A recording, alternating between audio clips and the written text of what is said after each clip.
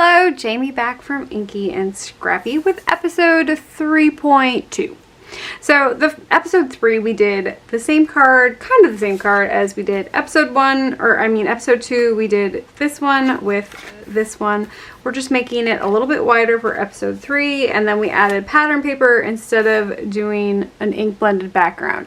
Well, for episode 4, or 3.2, sorry, I thought it would be fun to just show you kind of the paper piecing on this one. So if you're not interested in the coloring aspect, or you don't think you're good at the coloring aspect, or it's just not your style, which I can totally understand. There's other options to do card making without coloring at all. So please keep that in mind. There's plenty of other people out there that do it. Follow people on Instagram and Pinterest that kind of have a style that you like, and try different things. Don't invest a lot into it until you know if you like that style or you don't like that style. So just keep those things in mind. So for this one, we're following this first layout again. I promise next time we'll do another layout or a different layout to give you some more options, but we're going to do this layout again, and we'll just start with the base and we're going to work our way up. So I have a piece of paper here, and we're going to cut it down to 4 1/4 by 5 1/2. This is going to be my actual base piece.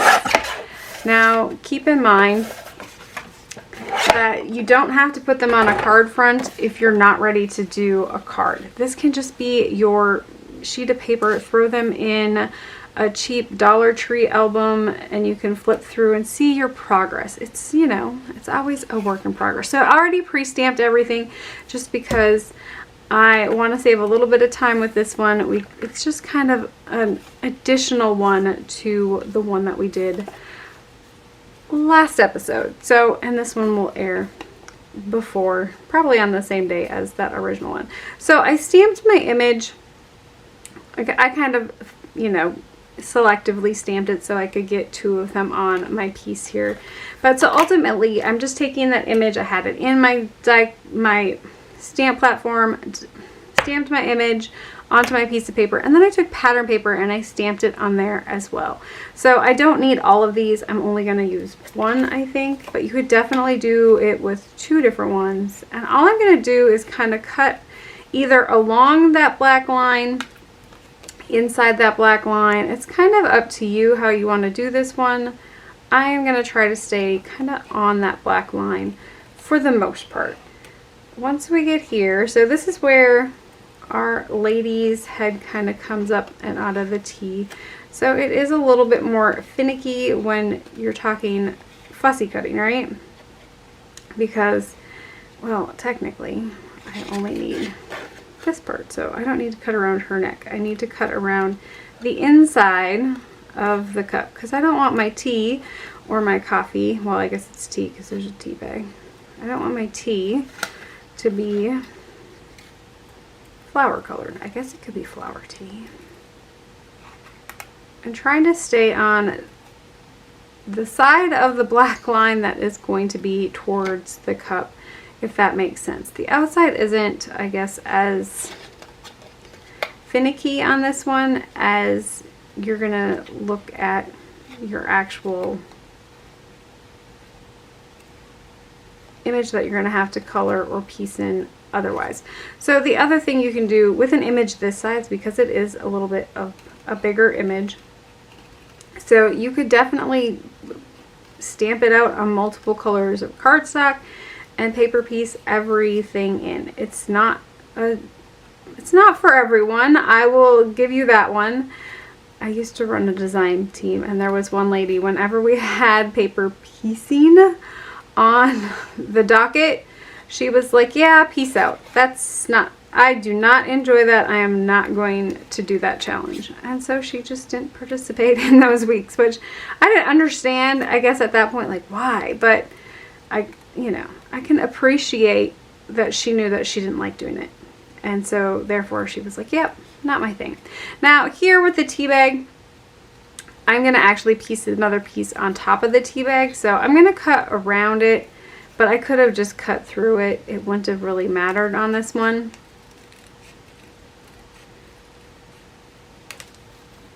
And then I'm going to have to come in and cut out the little handle. And this is where it can get a little bit finicky. So this is where that really sharp tip of your scissors kind of comes in. And if you're not comfortable doing it right along the line, which usually I kind of go, I poke a hole in the middle usually. So if you don't have a super sharp scissors, like a super sharp pointed scissors, you can definitely just kind of stab a hole in the middle and then slowly work your way around to that outside.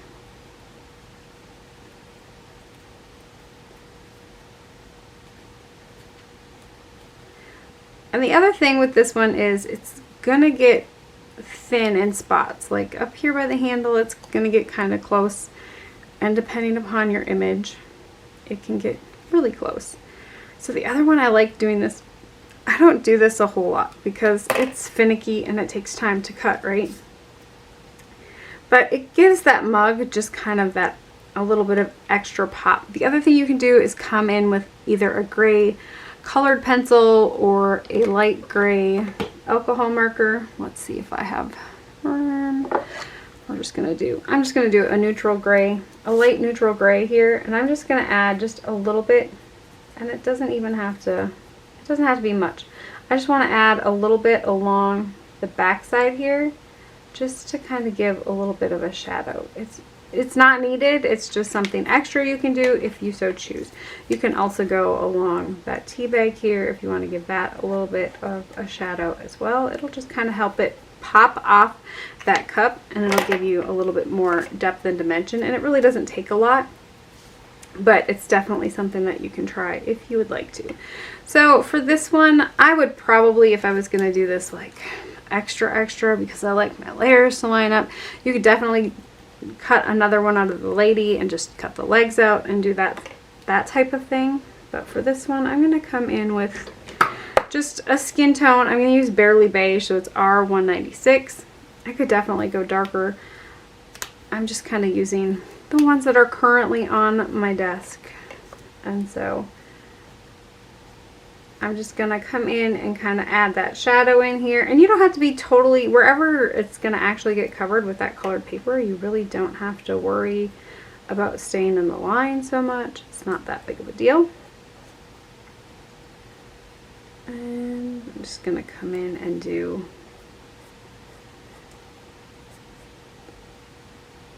kind of the outside, wherever you would think your shadows are going to be. And you don't have to do this, you can color it all one color and come back in later. So once I kind of have my shadows laid in, I'm just going to come in and actually color the whole image that I want colored in at this point. So you can do this one either way. You can start it this way and then come back in and add a second layer where you want your shadows to be, which is a good way to start if that's, if you're just starting out. I do believe that is the Copic alcohol marker guide, is you start with the lightest and then you work into the darkest. It's just not the way I color. So, oh, I forgot to do behind the glasses. There's options here. I could make them dark glasses. That would be kind of fun with it. Anyways, so I'm gonna go here.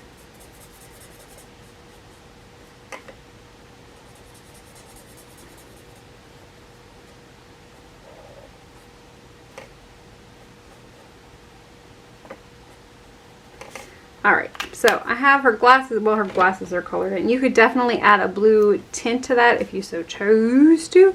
Like a glossy accents over the top will give you that glass look that I added on these after the fact last time. I'm extra, it's all good. So for this one, I'm going to paper piece that tea bag on top. So I'm just going to cut around this one.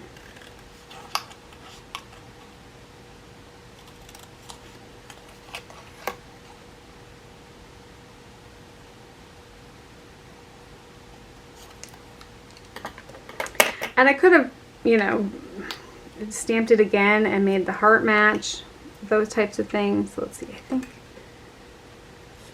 rose pink might be close. I'm looking for my pattern paper here. Let's go with current So I'm just coming in with number 278. It matches well with my New Day paper pack with the pink that's on there. So I'm just going to go in with a straight pink on the heart. I'm not going to worry about color that way. So I did the gray on the other one. So let's bring that gray back in for my tea bag. And I'm just going to put just a little bit of color on there. I don't need to have the whole thing colored. Just a little bit along one side. It just kind of gives it so it looks like it's, I don't know, it makes white look whiter. Don't ask me. I don't understand it all the time. I'm going to come in with some browns for my hair. Last time I did some yellows, so this time I think I'm going to come in with browns. I think I can do these too. Let's see.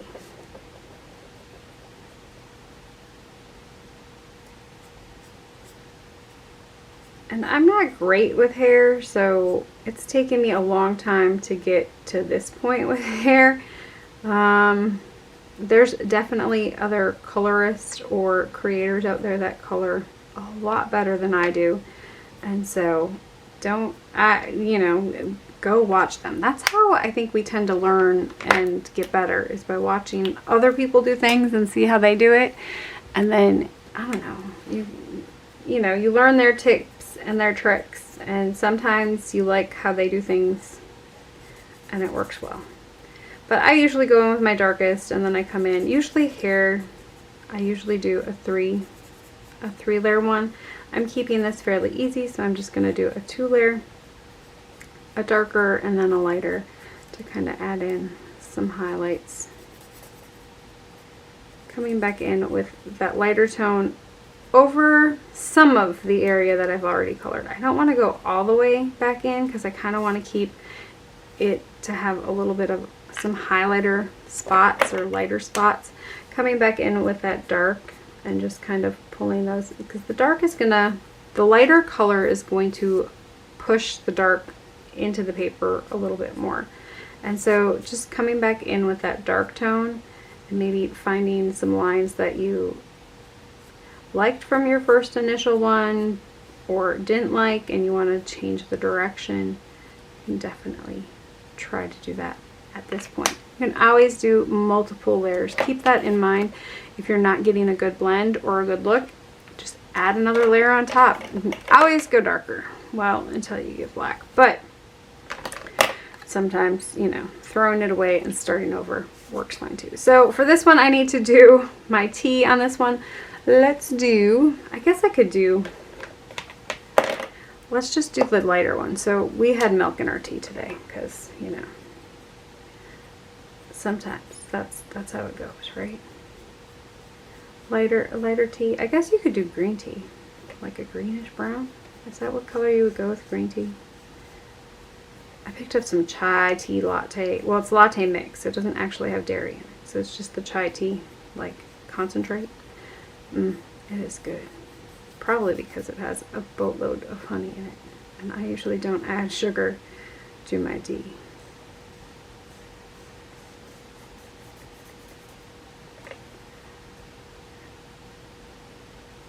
So when coloring with alcohol markers, it's kind of a lot like staying, if you're going to overlap something, you're going to end up wet on wet is going to usually blend better than trying to go back in.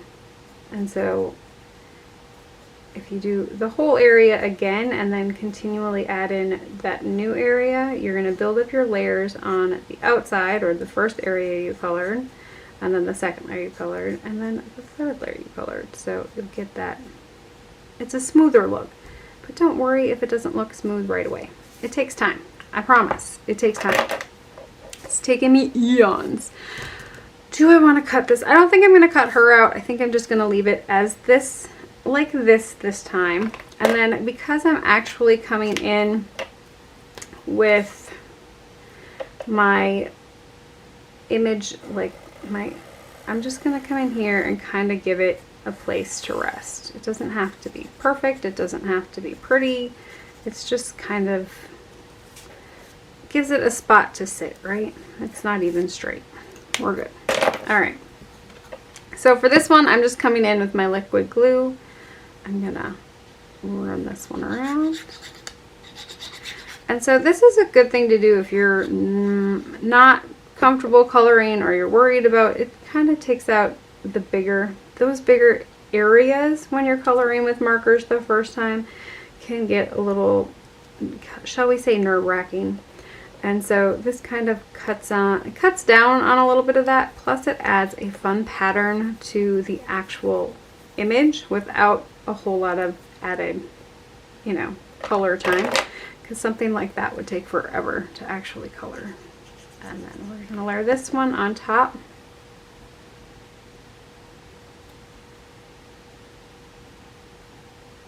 So we got that one layered on top. Now, do I want to add, maybe we should come in with a little bit of a pattern behind her. I did solid this time because I thought that would look, it looks good. I want to do a little bit of a matte, and you could definitely go with a matching color cardstock there. I'm just going to bring in this one because I think that'll give me a pretty look. So we have our background pieces 3 1/4 by 3 1/4. So I'm going to go 3 1/2 by 3 1/2.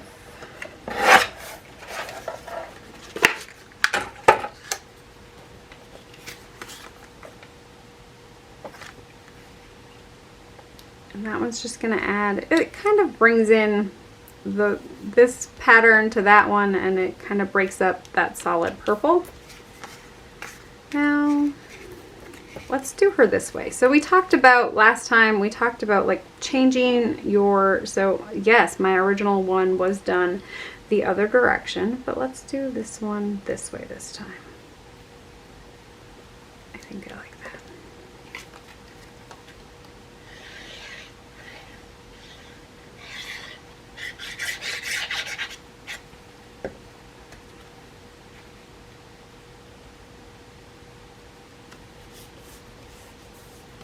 So I'm going to glue that down, and then I will glue this piece in.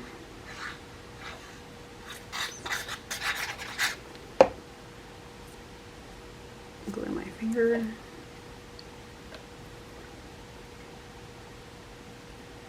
And I try to keep equidistance from the top and the bottom, and one side when I do it offset like this.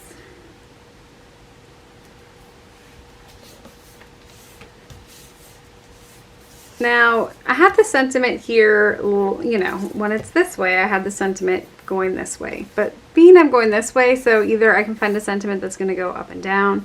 I could do little accents here instead of putting a sentiment on there at all. I could do like Happy Mother's Day, or I'm trying to think if I have anything small enough. You could also just do some little flowers, you know, cut out some of those pattern papers. You could definitely do 3 little squares here with coordinating paper. Little hearts would be really cute. Taking that tea bag and stamping it on either some pattern paper or just that white, and then making that heart some different colors to go with it would be really pretty too. So let's do, maybe let's do that for this one. I need to find that stamp set. I'll be right back. Okay, so I found my stamp set. It was put away. And just grabbed that piece of plain paper here, and I'm just going to kind of move it around to get, I really just want that tea bag stamped. I really don't need the rest of it stamped. And so I'm going to come in with my ink again. So I'm just bringing in that Fawn Premium Jet Black ink. And I'm just going to selectively ink. So when I do this, I just kind of take it to there, and I'm just going to ink that one little corner. I don't need to ink the whole stamp on this one. So keep in mind when I'm moving this over now, I have to keep mindful of what other parts of that cup are actually inked. And so just trying to not go over them. So I get 2 images there. I might be able to get a 3rd one. Well, I have that one, so I'm not going to worry about it. But I could just have kept going down the line. That's what I like about this one. It kind of allows you to free move it. Just make sure that your stamp is in a position that it'll allow you to move it a little bit more. And so for this one, I'm just going to come in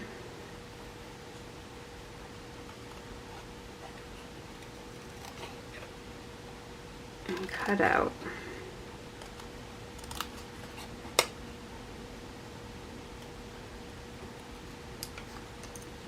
those little tea bags again.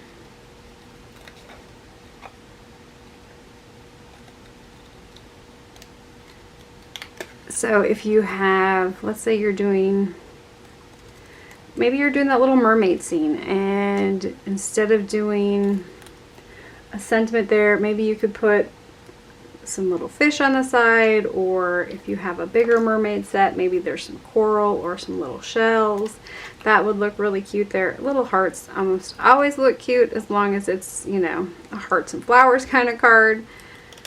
I'm trying to think what else would, you know, would, some of the little stamps that come with your stamp sets look really cute as just kind of accent pieces off to the side.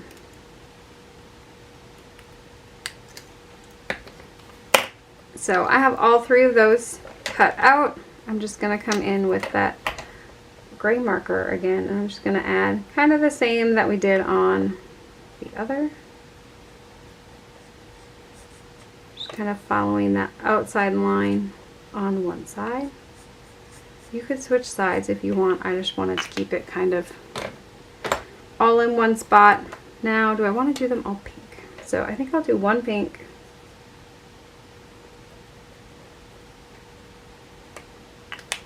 Let's grab a purple. Whoops.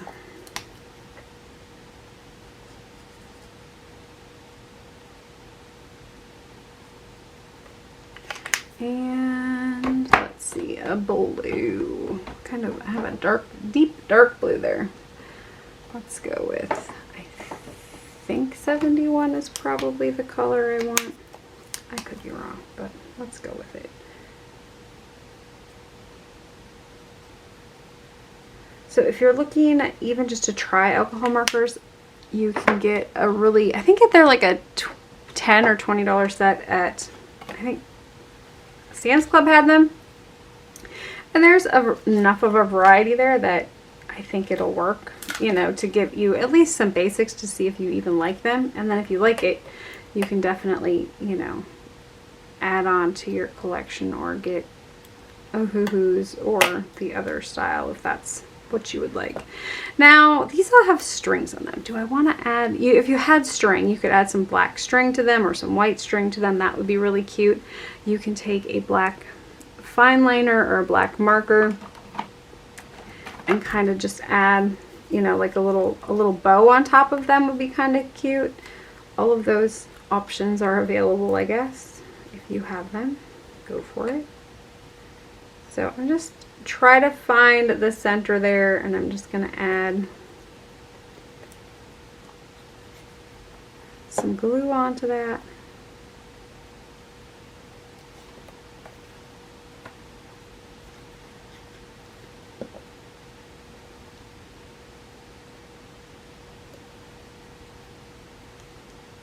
And so by adding the three little accents onto the side, it kind of looks similar. I guess when you're looking at placement, you could have definitely gone with a pattern paper behind there as well. That would have looked really cute too.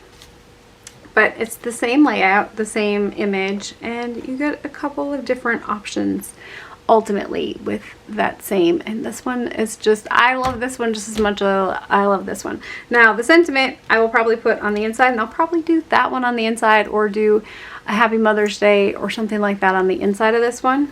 But ultimately it's just a fun and easy way to kind of switch what you're using and how you're using it, and you still get some great looks overall with the same exact layout, the same exact stamp set. I'm using the same pattern paper. This is the New Day one from Echo Park. So if you mixed the first episode, go back and catch that one, because I go over everything that I did for this one, and you know, the little stuff that I didn't do on this one live. The other thing is you can do, so this is called Distress Paper Mosaic Glaze because it came in the Paper Mosaic kit from Ranger and Tim Holtz, but it's really just glossy accents, okay? So it's not It's not anything special. It's just a glossy accents. Nuvo makes a glossy accent. I'm trying to think. I'm sure there's other ones out there. Lawn Fawn probably has one. I haven't really cared for theirs. It's more like a glitter glue to me than a glossy accent type of, at least the one I've had. It could have just been older. I'm trying to think which other. I know Hero has some. There's a bunch of different ones out there. One close to my heart used to carry some when I was with them. I have that laying around here somewhere. So I'm just going to come in and kind of fill in that glass area for this one. This is just an extra step. You don't actually need to do this one. I need to get it moving because it's stuck. That is probably one of, you know, the biggest issues with any liquid and or style adhesive is that tip getting clogged. So I like to use, I have a couple of different pins on, but using one that's going to be, I think they're called rust resistant or rustless because they're stainless steel pins.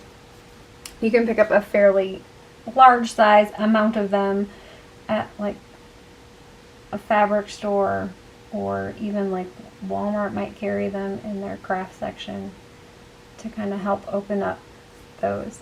And so I just kind of start in the middle and then kind of push it to the outside. I don't want to put a lot on there, so I kind of start with a little bit in the middle and then work it to the outside, add a little bit more liquid if I need it, and then keep getting closer to the line without trying to go over the line. And it's not a huge deal if you go over it. But keep in mind this is glossy, so if you do touch anything else, even if you come in with like your picker tool and try to clean it up, it's clogged again. My bottle's getting old. It lasts for a very long time. I'm pretty sure I've had this one for a good 5 or 6 plus years for sure. I got bubbles in it today. But so I just added that to her glasses. It'll dry to a nice clear glossy sheen. The other thing you can do is, we talked about glitter glue a little bit. So Stardust Stickles is just kind of that iridescent glitter. And so I added that to my tags last time, or my tag last time. So I think I'll do that again this time. Just a little bit. And you don't have to go thick. You can squeeze out a little bit and then take the tip and kind of just rub it around. It cuts off on try time, and you're really not gaining much by putting it on super thick. It's just going to take you longer to get it to dry. And this way it dries fairly fast, and then it'll last you, like the glitter glue itself will last you a very long time. So there we go. So it's got the little glossy accents on the glasses and the little glitter on top of the hearts. And you don't need the glossy accents. That was just me being extra. So there we go. That will be my completed one for you today. It's kind of a bonus because I wanted to show you both ways. They're kind of, you know, it's not everyone likes paper piecing and not everyone likes coloring. I wanted to give you a couple of more options. If you want to do paper piecing, I would look for bigger images. Paper piecing the littler stuff is not that fun unless you like cutting little things. I don't like cutting little things. My hands can't take it. But that's kind of one of those. I'm trying to think if I have a card laying here that would maybe help you with that one. Let's see here. Oh, that one's. So this image here, you could definitely paper piece a lot of it, but you're going to be doing a lot of cutting. So keep that in mind when you're looking at paper piecing. But this is, excuse me, a fairly good size one that's going to have enough, you know, enough of an image to cut. You know, you cut this one around, and you don't have to fussy cut all of this. You could definitely do layers, and you know, you cut this one out and lay that one down first.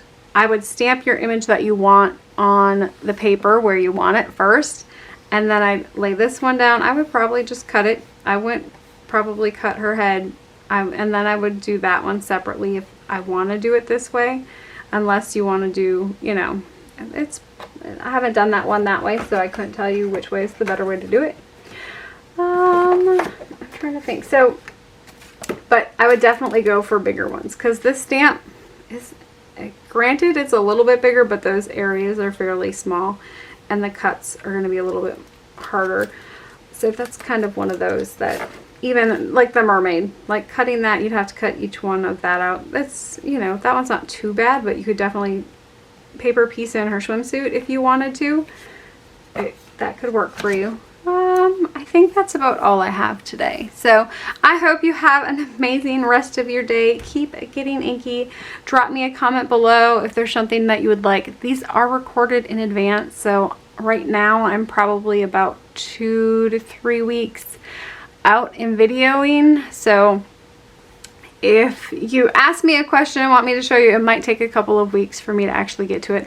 I might go over it in one of my more, you know, one of the other videos that I do that is not in real time. So keep that in mind. If that's something that you're looking for an answer for, I will try to answer it. And if I need to show it, it might take a little while to get it on the series. So I hope you guys have a good one. Bye. 5.